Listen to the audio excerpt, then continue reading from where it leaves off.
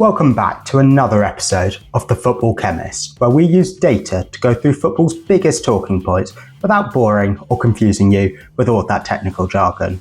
Today, we'll be looking at whether Ollie Watkins is a better fit for Arsenal than Alexander Isak. Watkins is hungry for a move to a big side and has been frustrated by a lack of recent minutes at Aston Villa. Arsenal's needs for a top striker are well documented as they look to win a first league title in 22 years next season.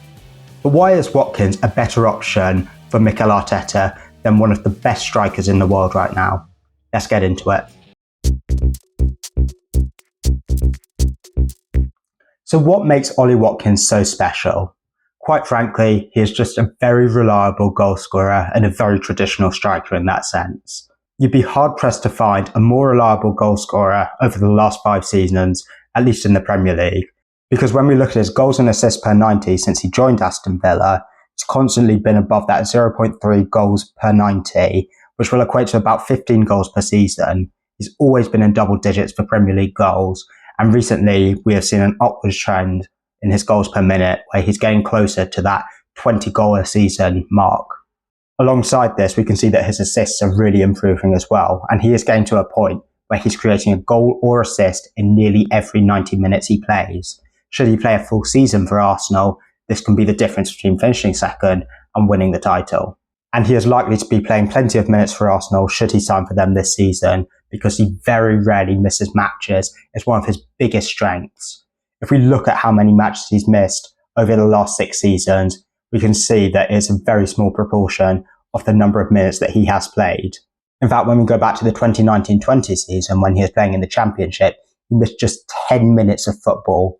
That is extraordinary over a 46-match season. And although his availability has gone down slightly since these glory days, this is largely through rotation. And the reason why he's suffered so much this season is because Unai Emery has had a much bigger squad to work with. And it's been less about injuries and more about simple squad rotation, subbing him off early at that 60-minute mark. Because Emery has been helped by the fact that he's had top strikers like John Duran and Marcus Rashford to rotate with Watkins throughout the season as a challenge on multiple fronts for trophies. And although his minutes have dipped this season, he's hungry for more minutes. Should he move to a club like Arsenal, where he'd become their first choice number 9, you can see his minutes increasing, and he is a player who wants to be playing more football.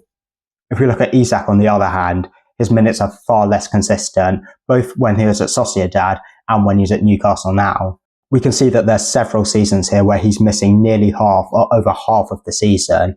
And although he has got better this season, he rarely misses matches through rotation, and it's more through injury, which could be a big problem if he were to miss several matches in a season for Arsenal should he sign for them, because that could be the difference between winning matches and winning trophies. And as I mentioned before, Watkins is a very reliable player. Not only is he reliable as a striker in that you know exactly when you're going to get from him, between 10 and 20 goals, maybe more, but very rarely less. He's also very strong with his assists. He's in the 97th percentile for assists among strikers in Europe's top 5 leagues. And we can also see that he's very well disciplined, not only in terms of how few yellow cards he gets, but also in how few fouls he commits.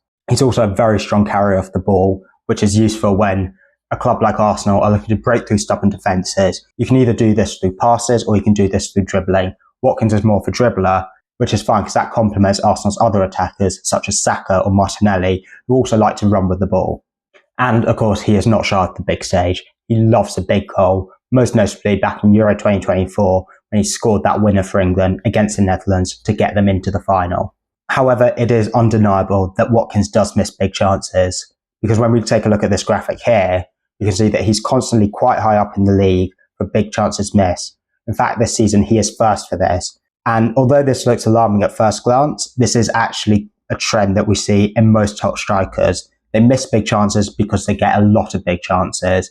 And as we have seen recently in the final column, his goals minus XG has moved into the positive, which means he's scoring more goals than you expect him to be. So he's slightly more clinical than your typical striker. So that's why Watkins is so good. But how exactly will he fit into Arsenal's team? So as I mentioned in the intro, Arsenal's lack of a striker is very well reported, and people have put this forward as one of the main reasons why they have not been able to push Liverpool as closely as they would have liked for the title this season. And when we look at their goal distribution throughout their squad, this is even more evident, because not only are their attackers lacking goals, but they're also lacking expected goals. Their goals are spread out fairly evenly amongst their wingers and attackers, and no one is above that 0.5 mark. If we translate this to a full season, it means they're not going to have a goal scorer who's scoring more than 16, 17 goals in a season. And it's very rare that you see a team win a title without an out-and-out 20-plus goal a season goal scorer. And that's why someone like Watkins, who's a traditional, classical striker, could be a great fit for Arsenal. Because when we take a look at his polygon, we can see that he excels in the things that you expect a striker to excel in. His goals and assists are very good. I mean, his assists are exceptional, and that is just an added bonus. But the consistent goals, the consistent shot-creating actions, he's lacking in stats that you don't necessarily need a striker to be great at. Your progressive passes, your blocks, your tackles won.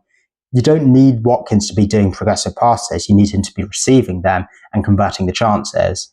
At the same time, though, his interceptions are still very strong, which is very useful in terms of cutting passing lanes, stopping opponent counterattacks, and winning the ball up high up the pitch to create chances like that. And we can see Arsenal's lack of a traditional striker and how it has hurted them more clearly when we look at some of the heat maps of their players. So over here, I've got Watkins, Havertz, and Saka side by side. And if we just focus on Havertz and Saka for now, we can see a glaring problem straight away. Havertz tends to drift right into the area that Saka likes to operate in, because as we know, Saka also likes to cut in onto his favoured left foot and loves to try and bend a shot into the far corner. This shows how Havertz and Saka get in the way of each other, and Arsenal need a more central striker. Because when we look at Watkins' heat map, which is very streamlined, if anything drifting slightly to the left, this is more useful for Arsenal. Because even if he is more left-leaning in terms of his attacking approach, that's fine, because Martinelli on the left is a more traditional winger who stays out wide. But either way, we can see strong presence in that final third, in that penalty area, in the central channel, where he needs to be if he wants to be taking good shots and scoring goals with high XG. And then when we compare his polygons side by side with Havertz, we can see that Havertz is, at first glance, looks a lot more impressive. Look how rounded he is. He almost reminds me of Arturo Vidal on FIFA back in the day, where he had 80 plus stats in everything. But the point here is, Havertz is good at a lot of things, but he's not exceptional at anything. And this is perhaps the reason why he's never developed into the 20 plus goal a season striker that a club like Arsenal crave. And that's not Havertz's fault, because he's not a striker at the end of the day. When he plays in the system, he's more of a false nine, whereas the argument goes that Arsenal need a traditional striker if they want to win titles. Because when we look at some of the key stats this season, comparing Watkins and Havertz per 90, we can see that Watkins wins out mostly. He's ahead on his goals and expected goals, and he's just creating more chances, really. He's getting into better positions. And we can see this beside the bigger discrepancies in some of the stats, where Watkins is carrying the ball into the penalty area a lot more, for example. He's got much higher goal-creating actions. And the stats where Havertz is doing better, such as the tackles and interceptions, are less traditional stats that you need a striker to do well in. Yes, they're useful, but they're not essential. So we know Watkins wins out when we compare him head-to-head with Havertz. But what about Alexander Isak?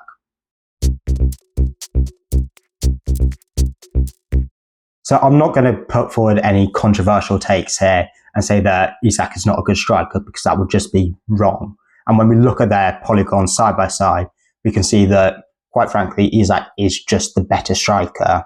Because we still got Havertz in here where we can see his roundedness. But if we look at that right-hand side of the polygon, the more attack-minded stats for a striker, Isak is off the charts. Yes, he lacks in the more defensive-minded stuff, but these are non-traditional stats for the more modern striker, and the era of the traditional striker has not died out yet. So a player like Isak, who is excelling in the attacking stats, will get you plenty of goals, as he has done for Newcastle this season. But there are two main reasons why Arsenal should sign Watkins over Isak. The first is price. Isak is going to cost up to 150 million if Arsenal want to sign him this summer. He is one of the best strikers in the world right now, and he is certainly the best striker in the world who's on the transfer market. Arsenal don't just need a striker right now to win the Premier League. They've got a few other areas that they need to strengthen in to become a more complete squad. So do they have the cash to spend 150 million on a striker and then invest in other areas? Probably not. Watkins, on the other hand, will be valued at around half that. Back in January, Villa valued him at over £80 million, but a lot has changed since then. The reason why his value was so high was because Arsenal were trying to sign him right after they sold John Duran, and it would have left them halfway through the season without any striker. When you take into account the January tax, plus the fact that Watkins is probably less happy at Villa than he was before because his minutes have been restricted, I'd be surprised if he goes for anything over 60 million. Villa are in a far better position to sell because it's the summer transfer window and they've got more options to replace him, and they've got a far deeper squad. But for me, the big difference between Watkins and Isak is their injury history. Watkins is exemplary. He has only had 3 injuries in his career. He's only missed 3 matches in total in his career through injury, and they've all been minor injuries this season. When we look at his injury history, he's had 3 tiny injuries. One of them, he didn't even miss any league matches. It's just during the international break. Whereas when we look at Isak, he gets these minor injuries a lot throughout a season. And if we go even further back into his injury history, we can see him getting more major injuries. And the other thing that worries me about Isak are, out of these 6 injuries here, 5 of them are muscular, 3 of them are groin injuries. This suggests these are recurring injuries that will come back to haunt him and can be a cause of overworking the muscle rather than just unlucky injuries such as his broken toe. So what should Arsenal do? It sounds almost counterintuitive, but I think Arsenal have got to go for Watkins over Isak, even though Isak is the better striker. One of the big arguments against Watkins is his age, because he is 29, but at the same time, age doesn't matter. Arsenal aren't building a squad for 5 years' time. They need to win titles now. Arteta could be under a lot of pressure if he doesn't deliver a trophy this season or next. And so they need a player who is in his prime, like Watkins. Isak's also in his prime, but the difference between being 25 and 29 right now is nothing for a club like Arsenal. For me, the main thing, though, is the injury record, because not only is Isak injury prone, but Arteta and his style of play often gives rise to injuries, especially muscular injuries. The intensity that Arteta plays at, I'd be amazed if they ended up signing Isak and he played more than 30 games in a season, whereas Watkins can easily do 30 plus despite his age. He has proven that for several years that he just doesn't get injured because he has got the body to play match after match, season after season, without getting muscular injuries or fatigue that other players do. It is quite simply superhuman what Watkins can do on a football pitch in terms of his consistency and the minutes he can play. And also, of course, Watkins will cost less than half the price. And Arsenal need to invest in other areas. They might need another defensive midfielder. There's a good shout that they'll need another winger because Martinelli might not be up to scratch to win titles. Therefore, I think it's best for Arsenal to go into the summer transfer market, try and sign Watkins, who will cost 60, maybe 70 million, and then invest the rest of their money they would have spent on Isak on other players where they can strengthen their squad, add a bit more depth as well, because that has been a bit worrying this year, and then really push for a Premier League title and try and compete in all trophies and on all fronts next season. But what do you think? Is Watkins good enough to win a Premier League title? Does he deserve a move to a team like Arsenal? Or should Arsenal break the bank and go for a world-class striker like Alexander Isak? Let me know what you think in the comments below and give this video a like if you like what you've seen. Also, feel free to subscribe to this channel if you want to see more content like this. It really helps with the numbers and the analytics if you do subscribe. Also, give us a follow on Instagram and TikTok if you want to see some more short form content and behind the scenes stuff. I'll see you next time.